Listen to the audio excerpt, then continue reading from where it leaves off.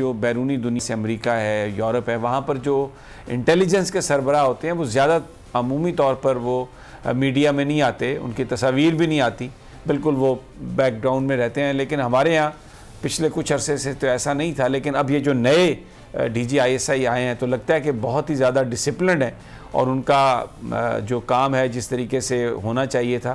तो खैर ये जो तस्वीरें रिलीज़ हुई हैं ये तो वज़ीर-ए-आज़म हाउस की तरफ से हुई हैं, लेकिन वैसे भी हमने कहीं DGISI की तस्वीर नहीं देखी एक्शन में कोई काम करते हुए, देखते हुए। व्हाट डू यू से? ये बिल्कुल आपने सही कहा समीर साहब, और ये जो मौजूदा DG हैं लेफ्टिनेंट जनरल नवीद, इन्होंने ख़ुद भी इस ख्वाहिश का इजहार किया था कि उनकी तस्वीर जो है वो किसी भी मीटिंग की ना वीडियो या जो तस्वीर है वो जारी ना की जाए। अच्छा, एक मैं तस्वीर कर दूं थोड़ी सी कि ये भी जो पिक्चर दिखाई गई है ये फाइल फुटेज है। मैं माजरत खाऊं, वज़ीर-ए-आज़म हाउस ने कोई जो मौजूदा जो इस दफ़ा जो ISI हेडक्वार्टर में जो दौरा किया आज वज़ीर-ए-आज़म साहब ने, उसकी वज़ीर-ए-आज़म हाउस ने कोई तस्वीर रिलीज़ नहीं की। अमूमी तौर पर ये होता है, लेकिन बहरहाल ये एक तरह से इन कैमरा सेशन है और अगर इसकी तस्वीर ना भी आए तो ये कोई ऐसी बात नहीं, लेकिन है ये सिग्निफिकेंट वर्थ नोटिंग ये बात। जी बिल्कुल, और आपने पिछले दिनों भी देखा कि नेशनल सिक्योरिटी कमेटी का जो इजलास था उसमें ये मौजूद थे, लेकिन जो तस्वीर जारी की गई थी या वीडियो जारी की गई थी उस पर शुरा में इनको जो है वो नहीं दिखाया गया था। वो भी इसी वजह से कि उन्होंने खुद ही शायद वो फाइल फुटेज हो तब भी। जी, तो तब भी वो यानी अवॉइड कर रहे हैं। ये बेसिकली बिल्कुल आप उस पैटर्न को फॉलो कर रहे हैं जो अमूमी तौर पर जैसे अमेरिका में भी है, बरतानिया में भी है और भी जो वेस्टर्न कंट्रीज़ हैं कि वहाँ पर जो इंटेलिजेंस के सरबराहान हैं वो अपनी पब्लिसिटी और अपना ज़्यादा वो उनका हर तरफ नज़र आना, दे डोंट लाइक दैट। और ये भी एक वजह हो सकती है समी साहब के इस अदारे के सिक्योरिटी पर्पस भी इसका हो सकती है, एक वजह है। और फिर जो पिछले हवाले से जो कुछ कहा जा रहा था, बहुत सी बातें की जा रही थी, तो उसको भी एक तरह का ज़ाहिर है कौमी सलामती का और इंटेलिजेंस का सबसे प्रीमियरी हमारा इदारा है, तो उसकी अपनी भी उसकी जो सेंसिटिविटी है उसको बरकरार रखने के लिए ये लफ्ज़ों में हम ये कह सकते हैं कि इस इदारे को एक बहुत ज़्यादा कॉशियसली ये कोशिश की जा रही है कि ये किसी कंट्रोवर्सी में ना जाए।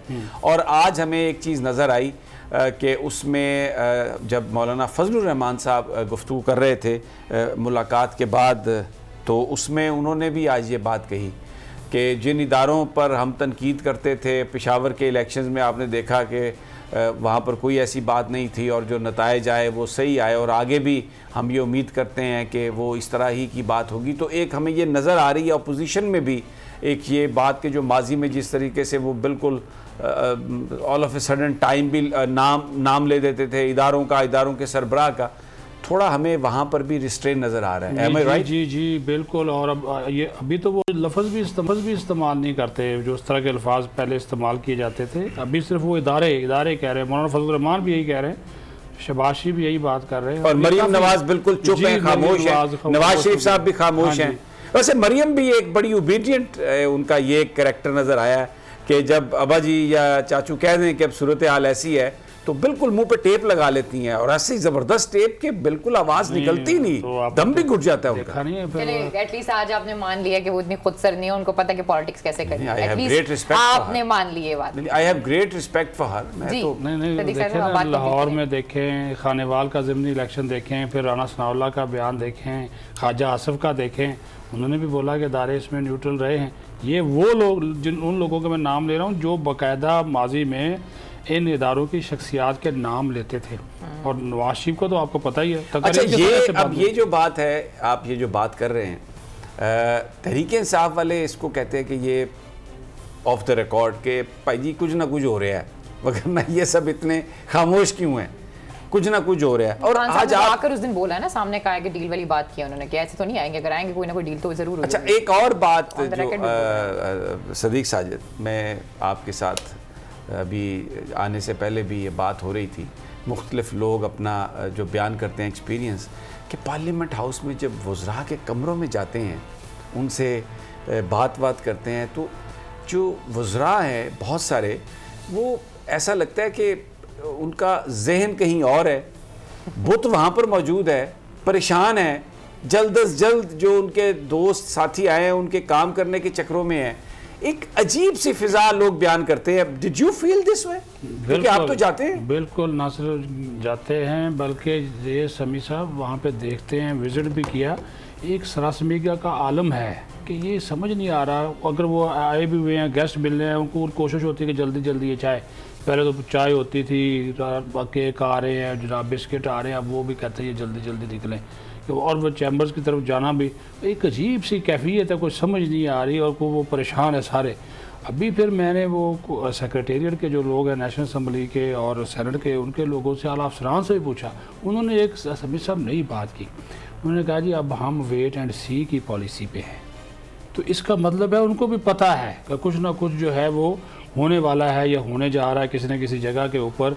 और ये वज़रा और पार्लिमानी सेक्रेटरीज, और फिर देख लें कि मेंबरान जो ख़ुद आपस में वहाँ पे डिस्कशन लॉबीज़ में करते हैं जाके, सबको पता है। आज मेरी 2 हुकूमती इत्तेहादियों से बात हुई, दोनों MNA से। मैंने कहा जी कल वो पास करवा रहे हैं, मिनी बजट वोट देंगे। उन्होंने कहा भाईजान अगर मेरी ज़ाती राय पूछे तो मैं बिल्कुल वोट ना दूँ, लेकिन मैं क्या करूँ, अगर मैं अब्सटेन जानबूझ के हो गया। इनकी तकरीर देख लें आप, जो MQM के हैं। आज उन्होंने कहा कि हमें सिर्फ कहा जाता जी हाथ खड़ा करें और इसके ऊपर वोट दें। चीज़ें चल रही है, आप कह रहे हैं ना कुछ ना कुछ हो रहा है, कुछ ना कुछ नहीं समीर साहब, काफ़ी कुछ हो रहा है। ये जगह, ये तमाम चीज़ें अपनी जगह पर दुरुस्त हैं, लेकिन आज जो वज़ीर-ए-आज़म साहब का दौरा है ISI हेडक्वार्टर्स का, उसने आज बहुत सारी क्या सराहियों को ख़त्म किया है। क्योंकि मैं ख़ुद, मुझसे बहुत सारे लोग ये सवाल करते थे कि जी ये ख़बरें नहीं आई, कोई मुलाकातें नहीं हो रही, कोई बीच में कोई गैप आ गया है जी, डिस्टेंस हो गया है जी।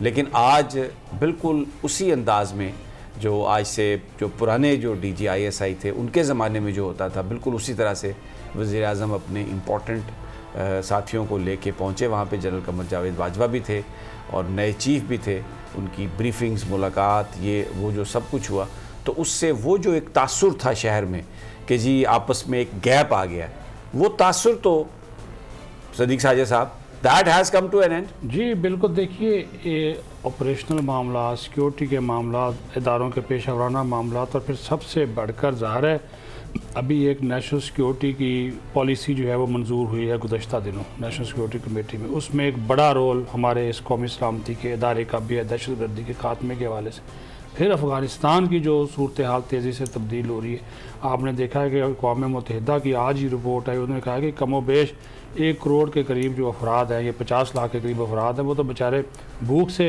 मुतासर होंगे। तो $4.5 अरब उन्होंने कहा जी फौरी तौर पर इनको मिलने चाहिए। ये अच्छा, इन सारी चीज़ों से पाकिस्तान बराह रास्त जो है वो मुतासर होगा। और इसी वजह से ये जो आज का जो दौरा है, आपने देखा प्रेस रिलीज़ भी 6-7 सत्रों की जो जारी हुई है, उसमें अफ़गानिस्तान का ख़ास तौर पर जो है वो जिक्र इंटरनल सिक्योरिटी और इसकी अहमियत इस वजह से भी एक देख लीजिए कि कल कोर कमांडर्स कॉन्फ्रेंस थी और उसके फौरी तौर पर वज़ीर-ए-आज़म का ये दौरा जो है ISI हेडक्वार्टर का, ये आपने बिल्कुल बात ठीक है। वो जो दूरियाँ, ये वो सारी बातें, वो एक अलग कहानी है, लेकिन ये नज़र नहीं आता। बाद नज़र में तो ये सारी चीज़ें इस हवाले से ठीक नज़र आ रही है कि इदारों के दरमियान अब जब खुद DGSPR कहते हैं कि फ़ौज पाकिस्तान जो हैं वो आइन और कानून के तहत हुकूमत के मतहत हैं, तो ज़ाहिर इस किस्म की जब ब्रीफिंग्स रखी जाती है तो वज़ीर-ए-आज़म की जानिब से उन्होंने खुद भी इस खास का इज़हार किया होगा, तो मतलब अपडेट लेना, लेकिन ये एक अच्छी बात है। सब्सक्राइब करें और बेल दबाएं ताकि कोई खबर रह न जाए।